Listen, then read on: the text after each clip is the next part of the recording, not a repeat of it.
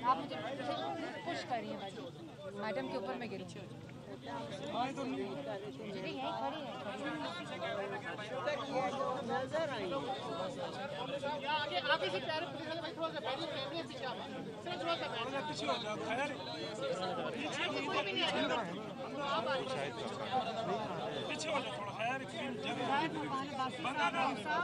वो अंदर चले गए बाबू।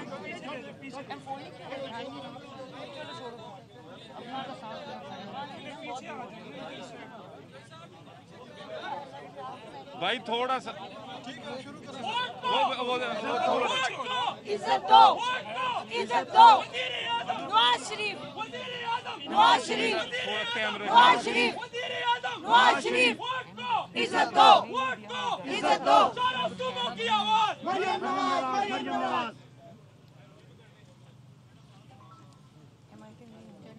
चले जी, बिस्मिल्लाहिर्रहमानिर्रहीम। हाँ जी,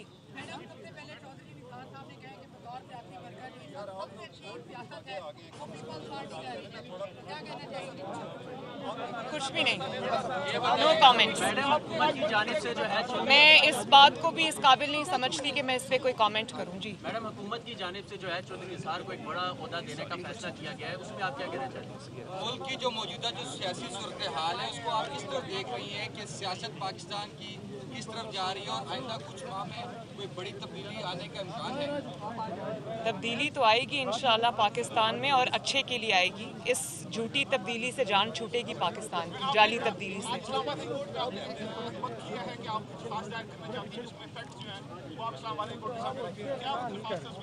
एक मिनट खामोशी। मैं बात कर रही हूँ, प्लीज प्लीज।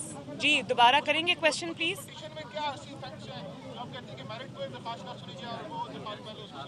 नहीं, मैंने ये बिल्कुल नहीं कहा कि मेरिट्स पे दरख्वास्त ना सुनी जाए। मेरे तो माशाल्लाह केस के मेरिट्स मेरे बहुत स्ट्रॉन्ग हैं, लेकिन जो बात मैंने आज कोर्ट में कही है वो ये है कि मेरिट्स पे बहस होने से पहले, मेरिट्स को डिस्कस करने से पहले मैं एक बहुत ज़रूरी दरख्वास्त एक देना चाहती हूँ इस बेंच के सामने, जो इस केस का पूरा कच्चा चट्टा खोल कर कौम के सामने रख देगा कि ये केस कैसे बनाया गया मुझ पर, इसके पीछे क्या था, क्या मुहर्रिकात थे, कौन था इसके पीछे और क्या करना चाहता था और कैसे वो कामयाब हुआ। तो मैं ये चीज़ कौम के सामने रखना चाहती हूँ, इस बेंच के सामने रखना चाहती हूँ, और मैं ये समझती हूँ कि इन इश्यूज़ को सेटल किए बगैर, इन इश्यूज़ को एड्रेस किए बगैर, इनका जवाब दिए बगैर ये मुकदमा आगे नहीं बढ़ना चाहिए, ये अपील आगे नहीं बढ़नी चाहिए। इसलिए कि असल इशू ये है, मुकदमे में, अपील में जो इशू है वो तो एक बिल्कुल जिसको कहते हैं कि इंतकाम पर मबनी एक चीज़ है, और जिसकी जो पूरे कौम के सामने है, जिसके हकायक, लेकिन उससे भी ज़्यादा ज़रूरी ये है कि उस इशू को सेटल किया जाए जिसके बारे में मैं दरख्वास्त देना चाहती हूँ, और वो मैं अभी नहीं बता रही, वो मैं प्रिपेयर कर रही हूँ, मेरे लॉयर्स प्रिपेयर कर रहे हैं, उसी के लिए मैंने आज टाइम मांगा है। उस इशू को सेटल किए बगैर ये मुकदमा आगे ना बढ़ सकता है, ना बढ़ना चाहिए, क्योंकि अगर उस इशू को सेटल किए बगैर ये मुकदमा आगे बढ़ा तो मैं ये कहने में हक बजाने भूंगी कि इंसाफ के तकाजे पूरे नहीं हुए।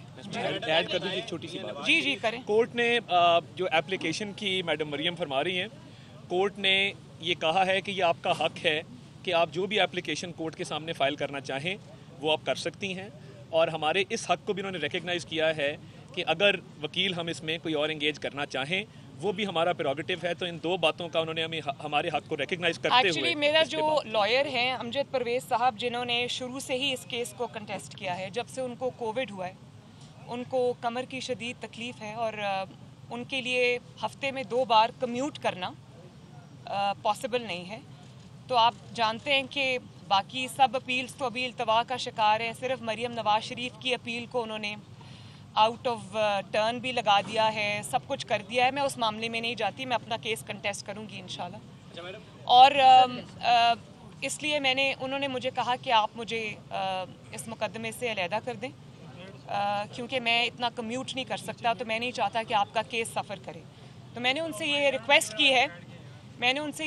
की है कि आप मेरे मुकदमे को ही आप ही कंटेस्ट करें, लेकिन फॉर द टाइम बीइंग जब तक आपकी सेहत बेहतर नहीं हो जाती, मैं अपने लिए कोई और काउंसिल अरेंज करूंगी। तो ये बताएं, मियां नवाज शरीफ अगले उम्मीदवार होंगे वज़ीर आज़म के, कोई आपका सीईसी का इजलास होगा या उसको फॉर्मली मियां साहब पाकिस्तान जब इलेक्शंस अनाउंस होंगे और टाइम पे सब पार्टीज अपने उम्मीदवार अनाउंस करेंगी तो PMLN भी करेगी इंशाल्लाह। ये बताएं कि साहब की दावेदार हुकूमत तो है, लेकिन ये बताएं कि अगर चेयरमैन रैग एक्सटेंशन होती है तो क्या आपको काबिल कबूल होगी एक्सटेंशन?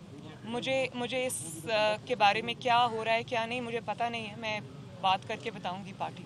मैडम क्या कहेंगे कि पंजाब में एक नई जमात बनाने की तैयारी की जा रही है, अलीम खान, जहांगीर तरीन, सरवर साहब के नाम आ रहे हैं, समझते हैं कि पंजाब में जो PTI है डिलीवर करने में नाकाम हो गई है? क्या सिर्फ पंजाब में नहीं, पूरे पाकिस्तान में डिलीवर हुई है, नाकाम हुई है डिलीवर करने में, और ना सिर्फ गवर्नेंस के मामले में बल्कि हर मामले में नाकाम हुई है। आप जितनी भी पार्टीज़ आप ले आएँ, अगर वो अवाम की नुमाइंदा पार्टीज़ नहीं होंगी, अवाम के नुमाइंदा लोग नहीं होंगे, तो लोग उनको रिजेक्ट करेंगे। जी मैडम, क्या अफगानिस्तान में तालिबान की हुकूमत को तस्लीम करना चाहिए पाकिस्तान को? देखें, पाकिस्तान को जो करना चाहिए ना, वो ये करना चाहिए कि जो अफ़गान अवाम हैं, हमारे अफ़गानी बहन भाई हैं, उनकी मर्ज़ी को, उनके फ़ैसले को हमें तस्लीम करना चाहिए, क्योंकि वो एक सॉवरेन कंट्री है। हमें पाकिस्तान को अपने मर्ज़ी के फ़ैसले उन पर मुसल्लत नहीं करने चाहिए। हमें उनकी अंदरूनी जो पॉलिटिक्स है, जो उनका अंदरूनी मामलात हैं, उसमें हमें इंटरफेरेंस नहीं करनी चाहिए। हमें जो करना चाहिए वो ये है कि पूरी इंटरनेशनल कम्युनिटी के साथ मिलकर हमें अफ़गान अवाम को, अफ़गानिस्तान के लोगों को जो बहुत देर से शिकार हैं जंग जैसी हालत का उनको सामना है, तो उनको रिहेबिलिटेट करने का, उनको रीबिल्ड करने का पाकिस्तान को करना चाहिए। पाकिस्तान को उनके अंदरूनी मामलात में मुदाखलत से दूर रहना चाहिए। जी किस में?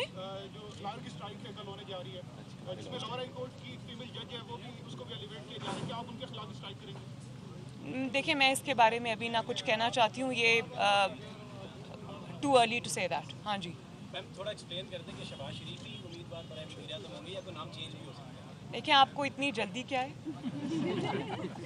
कि आप ना पीपल्स पार्टी से उनका उम्मीदवार पूछ रहे हैं, ना किसी और जमात से, मुस्लिम लीग नून से पूछ रहे हैं।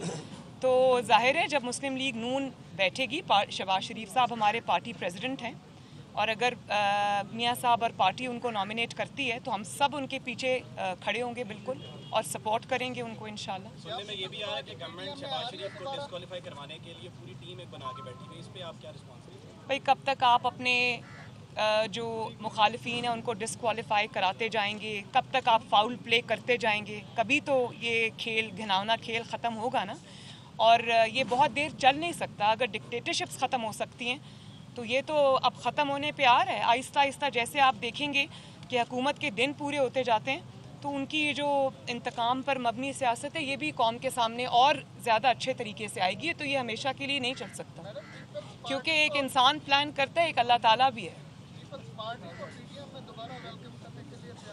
पीपल्स पार्टी के अलावा आपके पास कोई और सवाल है? Thank you very much.